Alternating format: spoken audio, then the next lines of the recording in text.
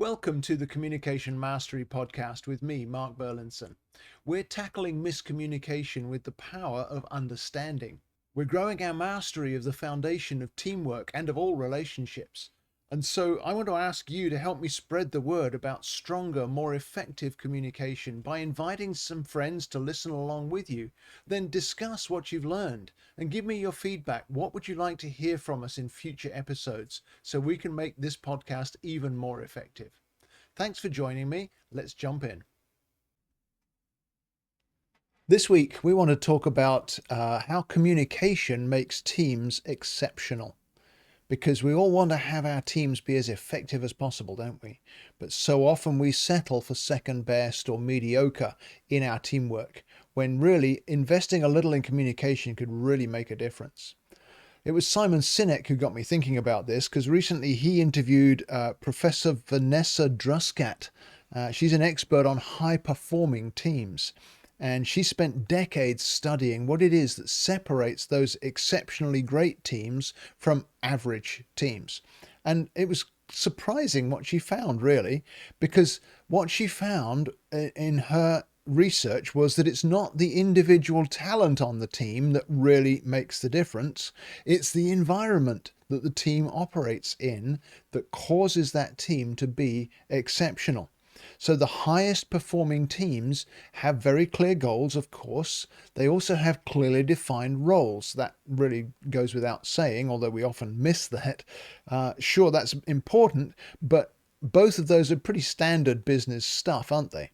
But the teams, she found, become exceptional when they shape how people interact in three specific ways, three specific areas. And communication is central to all three of these areas. It was quite a surprise to me, but in a way it wasn't a surprise, because the reason I focus on communication is because I understand how central it is to our business success.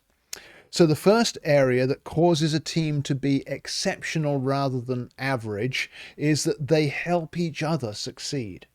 So the team help each other succeed. Get to know your teammates' strengths and get to know what they need and begin to understand some of their quirks so that you can help your teammates succeed. We often say that team, T-E-A-M, stands for together everyone achieves more.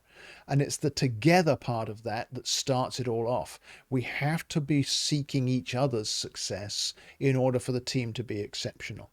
And of course, communication IQ is a great tool to enable us to recognize each other's strengths, but also to understand each other's needs. When we've looked only at strengths, we don't always get to look at the needs that go with those strengths. We all have weaknesses as well as strengths, and it's fairly well established that if you focus on fixing weaknesses, you won't succeed as much as you will if you focus on releasing strengths and valuing strengths. However, the best of all, Professor Druskat found, is when you can have the strengths valued and made room for and welcomed into the teamwork, along with an understanding of the needs from others. And that is exactly what Communication IQ provides us when we study our own profiles, when we use the success communication key that we use when we're coaching business teams, and we identify what are the specific areas that I can be most beneficial to you so that we as a team thrive and not just survive. So that's one area, to show care and respect in those everyday interactions. We've talked before about the need for eye contact and for active listening. So we're listening fully, giving feedback, making sure that we've understood correctly and not just waiting to reply from our own perspectives. Giving thoughtful feedback that I've taken the time to consider. Is this helpful? Does this move us in the direction we want to go?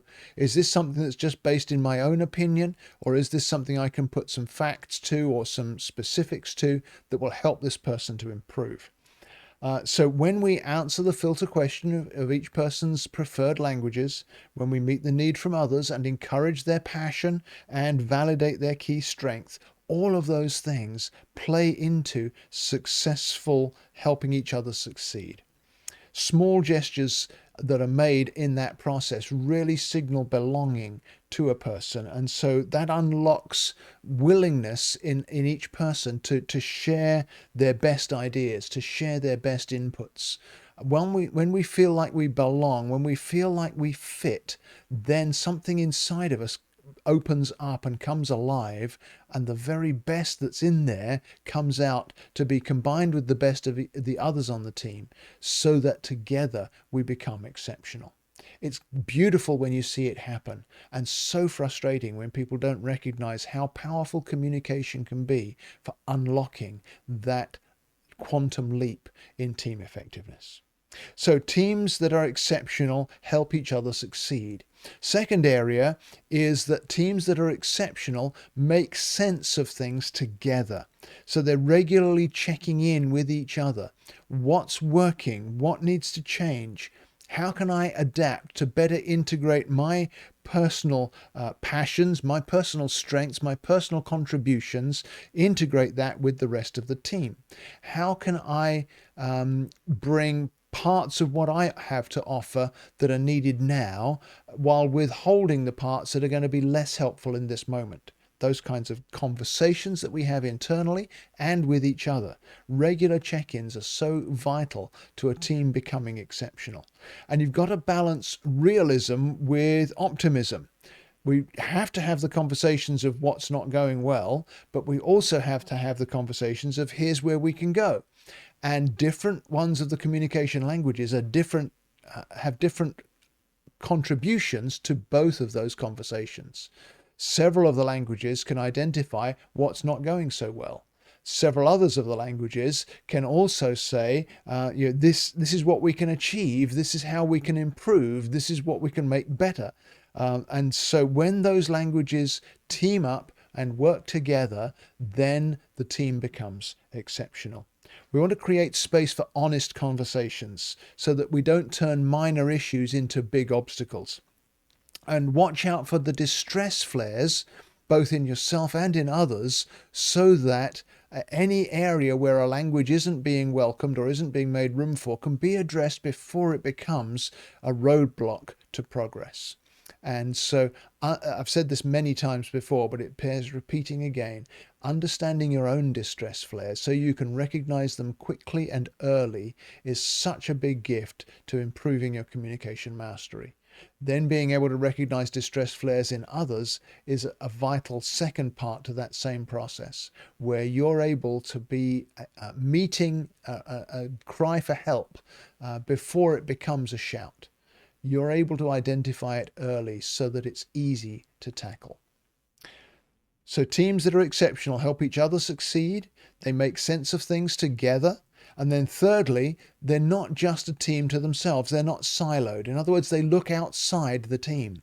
So proactively, they're seeking new ideas. They're seeking fresh perspectives. They're seeking other resources that they don't already have. They're looking for inputs that will add to their resourcefulness. They're looking for inputs that will give them contrarian insights. And so they assign people you might call ambassadors to go outside the team and bring fresh insights back into the group. They need to avoid that mentality that can so often creep in with a team of we're fine just as we are, everything's going well, and that in the end leads to stagnation. If a body of water has an inflow and an outflow, then it's healthy. But if it's got only inflow or only a little bit of outflow, then it's a swamp. It becomes toxic. And we don't want that kind of stagnation in our teams. We want to have exceptional teams, not just adequate ones. In those areas of looking for fresh insights, and also of challenging the status quo, as well as being resourceful, bringing fresh resources to the table. There are several of the communication languages that are really valuable in those settings. The mover language, of course, is great at seeing what could be improved.